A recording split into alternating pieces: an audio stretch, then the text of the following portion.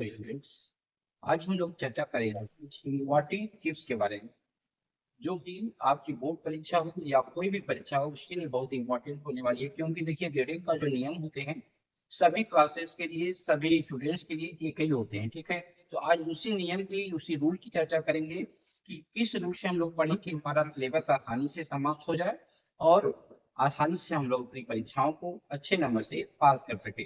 यदि आप 9th से 10th में जा रहे हैं यदि आप 9th से 10th में जा रहे हैं तो कुछ इंपॉर्टेंट चीजों का ध्यान रखें।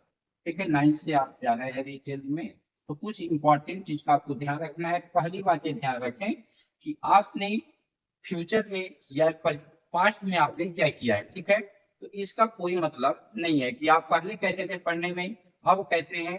तो वो इम्पोर्टेंट नहीं है कि आप 8th में 6th में 7th में 5th में कैसे थे।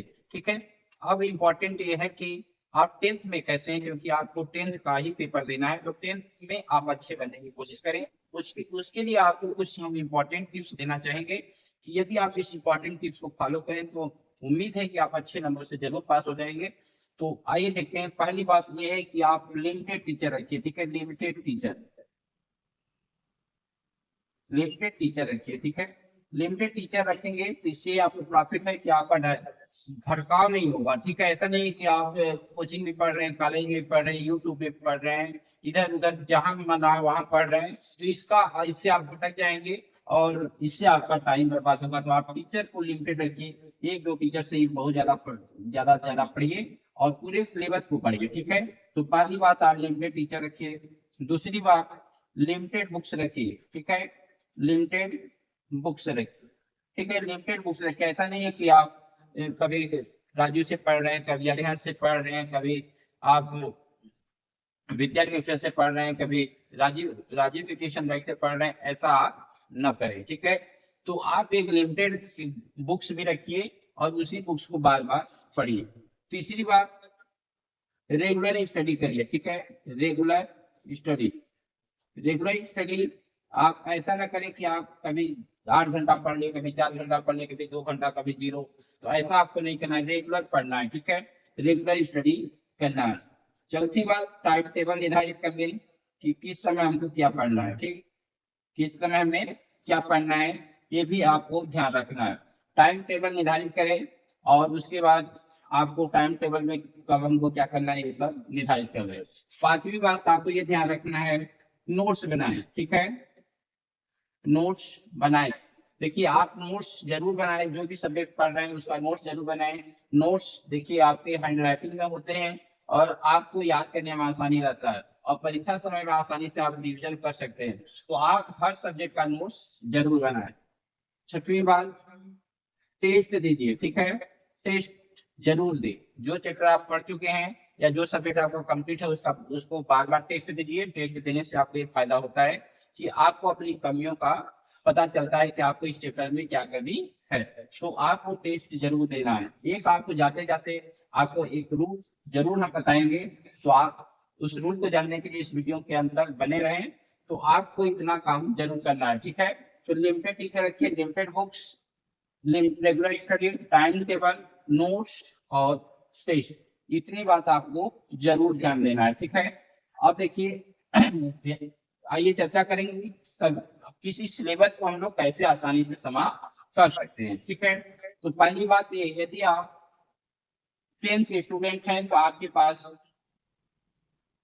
6 सब्जेक्ट होते हैं जो कि 100 नंबर के एक सब्जेक्ट होते हैं, तो 600 नंबर का आपका पूरा सब्जेक्ट होता है। ठीक है, तो 600 नंबर में ये आपके पास जो होता है 30 नंबर का आपका प्रैक्टिकल होता है, या क्षेत्रीय 18, यानी 180 नंबर का आपका प्रैक्टिकल होगा और इसमें आपको 420 नंबर की आपकी परीक्षा होनी है। ठीक है, 420 नंबर पे यदि आपको 90% चाहिए तो आपको लाना है 9 दूनी 18 और 9 चौके 36 से 378 नंबर यदि आप लाएंगे तो 90% नंबर आपका हो जाएगा। ठीक है, रिटेन एग्जाम में और प्रैक्टिकल एग्जाम में भी आपको नंबर मिलता है। ठीक है, तो कम से कम आपका टारगेट होना चाहिए कि हमको 90% रिटेन एग्जाम में लाना है। ठीक है, अब आइए चर्चा करते हैं कि किसी सिलेबस को कैसे हम लोग समाप्त करें। मान लीजिए आपका साइंस का सिलेबस है, साइंस का सिलेबस है तो साइंस के सिलेबस को आपको समाप्त करना है। सिलेबस में आपके 16 चैप्टर दिए हुए हैं, ठीक है। तो आपको ये ध्यान रखना है कि जो भी आपका सिलेबस दिया हुआ है वो साल भर का सिलेबस होता है। आप एक महीने में उसको नहीं समाप्त कर सकते हैं, या एक दिन में आप उसको नहीं समाप्त कर सकते हैं सही तरह से, ठीक है। तो आपको क्या करना है, रेगुलर स्टडी करना है और एक टाइम टेबल सेट करना है। जैसे मान लीजिए आपको साइंस पढ़ना है, तो आपको पता है कि आपका मंथ जो होता है 30 दिन या 21 दिन या 28 दिन का होता है। तो मान लीजिए 30 दिन का आपका मंथ हमने बना दिया, ठीक है। तो आप वीकली अगर आप समाप्त ध्यान देंगे तो वीकली, यदि आप वीक में पढ़ते हैं, ठीक है ना, तो एक वीक में यदि आप एक चैप्टर साइंस का समाप्त करते हैं तो 4 वीक में आप क्या करेंगे, 4 चैप्टर साइंस का समाप्त हो जाए, ठीक है। तो उसी तरह अगर आप 4 महीने रेगुलर स्टडी करते हैं तो आपका 4 मंथ में 16 चैप्टर आपका समाप्त हो जाएगा सेमेस्टर, ठीक है। तो ये है आपके रेगुलर स्टडी की पावर, ठीक है। तो रेगुलर स्टडी करेंगे तो आपका 4 मंथ में आप पूरे साइंस के सिलेबस को समाप्त कर सकते हैं। उसी तरह आप टाइम टेबल में सेट कर लेंगे किस वीक में आपको किस सब्जेक्ट का कितना कि तैयार करना है, ठीक है। और अब देखिए, तो इसी तरह आप भी ध्यान रखिए, ठीक है। कोई चीज का बर्डन नहीं लेना है, वीकली आप उसको क्या कर लीजिए, डिवाइड कर लीजिए। और देखिए लास्ट आपको एक रूल बताते हैं, रिवीजन। आप रिवीजन कैसे करेंगे, मंथली आप वीकली रिवीजन करिए, परीक्षा का इंतजार मत करिए। अगर आप रिवीजन नहीं करेंगे तो आप कितना भी पढ़ लेंगे उसका आपको प्रॉफिट नहीं मिलता है, ठीक है। तो आपको जाते जाते आपको एक रूल बताते हैं, RLP, ठीक है। इसका फॉलो आप जरूर करिए। देखिए RLP रूल का क्या मतलब होता है, RLP रूल का मतलब होता है रिवीजन, रीडिंग। आर का मतलब होता है रीडिंग, ठीक है, रीडिंग। यल का मतलब होता है लर्निंग, लर्निंग। पी का मतलब होता है प्रैक्टिस, ठीक है। किसी भी एग्जाम को यदि आप क्वालिफाई करना चाहते हैं अच्छे नंबर से, तो रीडिंग, लर्निंग और प्रैक्टिस।